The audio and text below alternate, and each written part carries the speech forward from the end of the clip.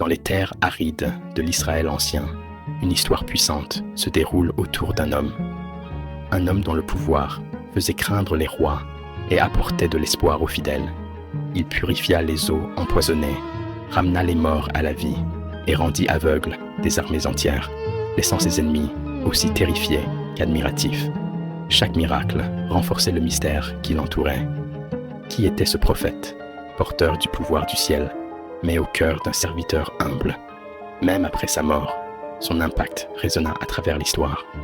Voici l'histoire d'Élisée, un voyage sombre et captivant de foi et de miracles qui vous fera vous interroger sur ce qui dépasse les limites humaines.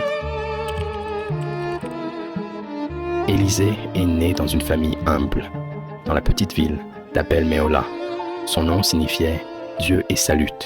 Et dès son jeune âge, il était évident qu'il était destiné à quelque chose d'extraordinaire. Il grandit en aidant son père à labourer les champs, menant une vie simple et tranquille. Mais tout changea un jour, lorsque le célèbre prophète Élie, un homme ardent de Dieu, jeta son manteau sur Élisée, symboliquement l'appelant à le suivre. Élisée laissa tout derrière lui, sa famille, son travail et sa maison, sachant que c'était le début d'un voyage divin. Il devint le disciple d'Élie, apprenant des enseignements de l'un des plus grands prophètes d'Israël. Sa dévotion à Élie ne faiblit jamais, et il le suivit partout, même lorsque ce dernier tenta de le renvoyer. Élisée savait que le temps d'Élie touchait à sa fin et refusa de le quitter. Lorsqu'ils traversèrent ensemble le fleuve du Jourdain, Élie frappa les eaux de son manteau, les séparant miraculeusement pour leur permettre de traverser sur un sol sec. Élisée, demandant une double portion de l'esprit d'Élie, reçut la promesse de son mentor, à condition qu'il assiste à son ascension vers le ciel. À ce moment précis, un char de feu apparut et emporta Élie dans un tourbillon. Laisse Élisée seul, maintenant, prêt à poursuivre sa mission. Le manteau d'Élie tomba alors du ciel, et Élisée le ramassa, vêtu désormais d'une autorité divine. Élisée se rendit dans la ville de Jéricho, où les habitants se plaignaient de l'eau mauvaise qui rendait la terre stérile. Il demanda un bol de sel, le jeta dans la source et déclara que Dieu avait purifié les eaux. Instantanément, l'eau devint pure et la terre produisit de nouveau des récoltes. Ce miracle affirma le rôle d'Élisée, non seulement comme messager de Dieu, mais aussi comme instrument de sa puissance de restauration.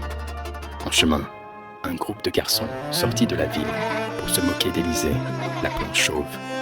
Ils insultèrent le prophète de Dieu sans comprendre la gravité de leurs paroles. Dans un acte soudain de jugement, Élisée les maudit au nom du Seigneur. 2 ours sortirent de la forêt et déchirèrent 42 garçons. Cet événement effrayant rappela que se moquer de Dieu et de ses serviteurs n'était pas sans conséquence, établissant la crainte et le respect de l'autorité d'Élisée. Une veuve vint vers Élisée, désespérée. Son mari était mort et elle était endettée. Ses créanciers allaient prendre ses 2 fils comme esclaves. Élisée lui demanda ce qu'elle avait chez elle et elle répondit « Rien, sauf un peu d'huile ». Il lui ordonna de demander des vases vides à ses voisins et de les remplir avec l'huile. Miraculeusement, l'huile se déversa sans fin, remplissant chaque vase. Elle vendit l'huile, paya ses dettes et sauva ses fils de l'esclavage. À travers Élisée, Dieu avait pourvu à ses besoins. Dans la ville de Shunem, une femme riche montra une grande hospitalité à Élisée en lui offrant une chambre dans sa maison. En retour, Élisée promit qu'elle aurait un fils, bien qu'elle fût âgée. 1 an plus tard, elle donna naissance à un garçon, mais un jour, le jeune garçon mourut subitement. La femme se rendit immédiatement auprès d'Élisée. Il revint avec elle et pria sur le garçon. Dans un acte de puissance divine, Élisée s'étendit sur le corps de l'enfant et la vie revint en lui. Ce miracle montrait la puissance de la foi et la miséricorde de Dieu. Un jour, lors d'une famine, Élisée se réunit avec d'autres prophètes et leur ordonna de préparer un ragoût. Mais l'un d'eux, par erreur, ajouta des gourdes sauvages empoisonnées dans la marmite. En mangeant, ils s'aperçurent qu'il y avait un problème et crièrent « Homme de Dieu, il y a de la mort dans le pot !» Élisée ajouta un peu de farine et le poison fut neutralisé. Le ragoût devint à nouveau comestible, un miracle qui montra que, même dans des circonstances ordinaires, le pouvoir de Dieu pouvait intervenir. Pendant la famine, un homme apporta 20 pains d'orge à Élisée comme offrande. Il ordonna à son serviteur de les distribuer parmi les 100 hommes présents. Le serviteur protesta, disant que ce n'était pas suffisant pour nourrir tout le monde. Mais Élisée, avec foi, déclara que Dieu avait dit qu'ils mangeraient à leur faim et qu'il en resterait.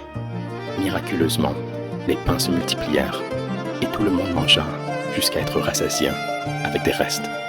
Naaman, un commandant de l'armée syrienne, souffrait de la lèpre. Après avoir entendu parler des miracles d'Élisée, il se rendit en Israël pour être guéri. Élisée lui dit de se baigner 7 fois dans le Jourdain. D'abord en colère, Naaman se soumit enfin, et, à la 7e immersion, sa peau devint aussi saine que celle d'un enfant.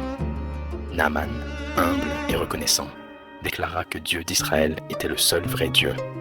Élisée refusa ses cadeaux, mais son serviteur, Géasi, voulut en profiter et demanda des dons en son nom. Élisée découvrit son mensonge et en punition, la lèpre de Naaman s'attacha à Géasi et à ses descendants pour toujours.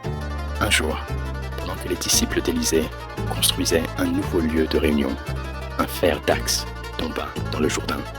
Le preneur d'axe, inquiet parce que c'était un outil emprunté, se tourna vers Élisée.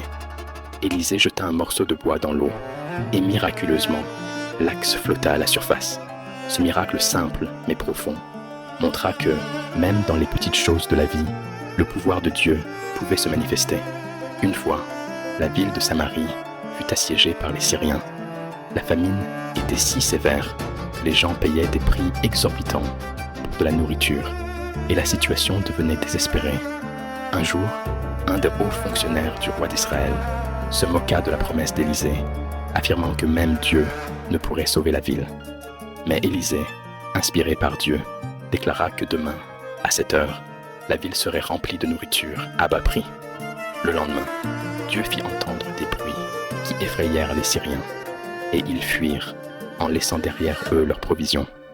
Les Israélites, ouvrant les portes de la ville, trouvèrent la nourriture en abondance. Ce miracle montra que Dieu pouvait changer les circonstances les plus désespérées en un instant. Lorsqu'Élisée tomba malade et qu'il sut que sa fin était proche, il fit appeler le roi Joas. Le roi, profondément attristé par la perte imminente de ce grand prophète, se rendit à son chevet. Élisée lui ordonna de prendre un arc et des flèches, puis de tirer par la fenêtre, symbolisant la victoire de Dieu sur les ennemis d'Israël. Après ce geste, Élisée demanda au roi de frapper à plusieurs reprises sur le sol avec les flèches. Joas frappa 3 fois, mais Élisée lui dit qu'il aurait dû frapper 5 ou 6 fois, car il aurait alors totalement vaincu ses ennemis. Malgré cela, il lui promit que l'ennemi syrien serait battu à 3 reprises. Après la mort d'Élisée, un miracle se produisit une fois de plus, confirmant la puissance de Dieu à travers lui. Un groupe d'Israélites enterrait un homme quand ils aperçurent une bande de maraudeurs. Par peur, ils jetèrent le corps dans la tombe d'Élisée. Dès que le corps entra en contact avec les os d'Élisée, il revint à la vie et se leva sur ses pieds, un dernier signe que même après sa mort, l'esprit d'Élisée restait un puissant témoin du pouvoir divin.